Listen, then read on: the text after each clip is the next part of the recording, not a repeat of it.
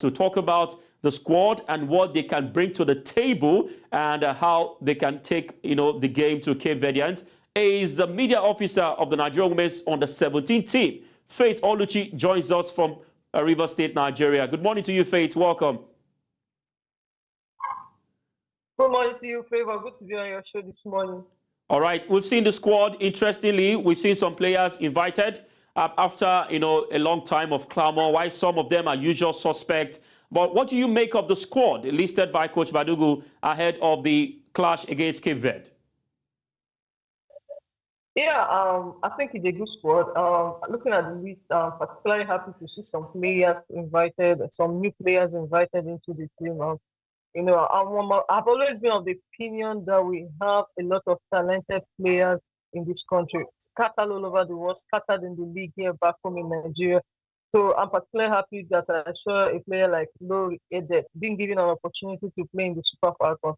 We know what she did here when she was with Bayelsa Queen. She was such an exceptional good player before she moved to Mozambique. Now, looking at that score, I think no surprises. Maybe the only surprise will be the Glory edit that was included, and one other player from Bayelsa Queens, presently with Bayelsa Queens, Kasali, that was invited.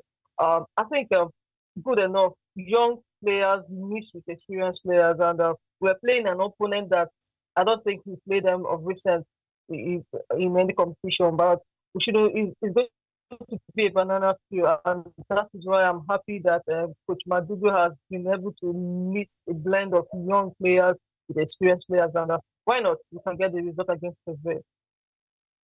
Mentioned also the name Coach Madugu. I know he has been in charge for a while in the absence of Coach Randy Waldron. I mean, don't you think this would alter, the style of the Super Falcons, knowing fully well that once upon a time Coach Waldron was always available, and now we're having a coach to tinker the team for the qualifiers? Don't you think it's going to, affect the way and style that the Super Falcons play ahead of the Nations Cup?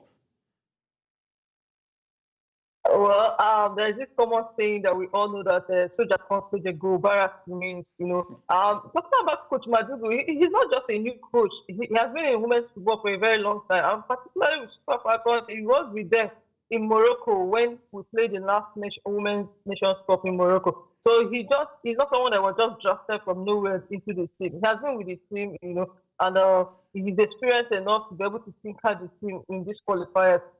We saw what he was able to do against the Ethiopians. We saw how he was able to bring on the substitutions he made, spot on substitutions. It wasn't questionable, especially when they played away in Addis Ababa. So I think he should be given a chance. He has shown that he has been able to manage this team well.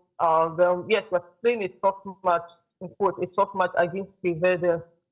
It's a team that we shouldn't underrate for any reason because they want to go to the Nations Cup. So I think Madugu calling young players with a mix of experienced players, he has mapped out his plan for this team, and I think he knows what he wants to do. He should be given a chance. I don't think the Verdians will be an upset, will cause an upset to Super Falcons going to the Nations Cup. All right, the last Nations Cup that Nigeria played was not the very best of performance. We saw what happened in Morocco, and this time around, another opportunity beckons for Nigeria to rewrite the history and to come back to winning ways. That's talking about the title.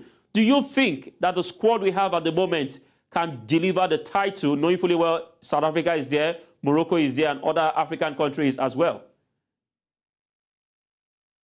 When we won this title several times, South Africa has always been there. Okay, we can excuse Morocco that they're just coming into the women's football. Zambia has always been there. Cameroon has always been there. I mean, Cameroon has been knocked out. They're not heading to Morocco for the Nations Cup. So back to your question, do I think we have the players that can lift the trophy? Why not? Like I said earlier, we have a lot of talented players in this country. Beyond Nigeria, we have a lot of talented players. When you come back to the league, they are scattered all over the league. So talk about players we have. We just have to blend them well and we'll get the right result. Why not? I believe we can retain or reclaim our trophy because it's almost like our birthright, even though it was snatched from Super Falcons last year in Morocco. We can reclaim our birthright in foot back in Morocco 2024. All right, we can reclaim our birthright, says Faith Oluchi ahead of the qualifiers. And talking about the game, home and away? Should we still maintain the MKO Abiola Stadium for the Super Falcons qualifiers? I mean, they played there against Ethiopia.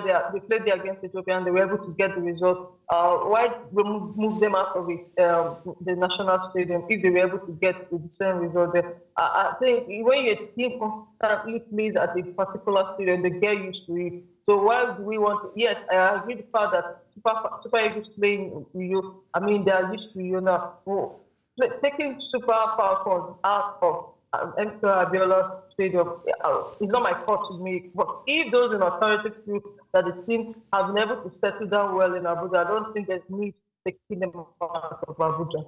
All right, and finally, if I let you go, let's talk about the young players that have graduated from the under-17, under-20s into the Super Falcons. Ajakaye right there, and not forgetting Esther, amongst others. I mean, what do you make of it, knowing fully well that you are the media officer of under-17, seeing young players go into the Super Falcons? Yeah, I mean, it's quite interesting. It's something of joy when you see the young players that played in the last under-17 World Cup being given opportunity to play in under-20, to play in the Super Falcons. The last qualifiers in Abuja that the Falcons played against Tanzania, it was a player that graduated from under-17 to under-20 that scored that winning goal against Tanzania. I'm talking about the defense, the comfort for Oluchi. So it shows you that if we gradually, graduate these players, they will continue to improve. Ajakaye has been a player that shows that she can perform anywhere. She has been, don't forget that she has been nominated as one of the young talents of the year in the CAF Award. And I see her as someone that also has an opportunity. So it's good that we are giving them the opportunity to graduate. I mean, so over the years, we've always tried that, when these players play the eighth-grade tournament, we should give them an opportunity to graduate to the senior team. And that is what we're doing now. And I think we're in the right direction, giving them opportunity, and they've proven that they can deliver. And that is what Ajakaye has the confidence, she can play with anybody, So I think it's a good one, and we're in the right direction, doing the right thing now. All right, well said. Thank you very much, Faith Oluchi, for your quality time. We can only wish the Super Falcons of Nigeria success in their quest to qualify for next year's Women's African Cup of Nations. Thank you very much. All right, and that was Faith Oluchi there talking about the squad named by Coach Madugu ahead of Cape Verde Women's Nations Cup qualifiers in Abuja and, of course, in Praia. And wait to see what happens and how the girls, the ladies, will go all the way towards making a qualification to the tournament in Morocco.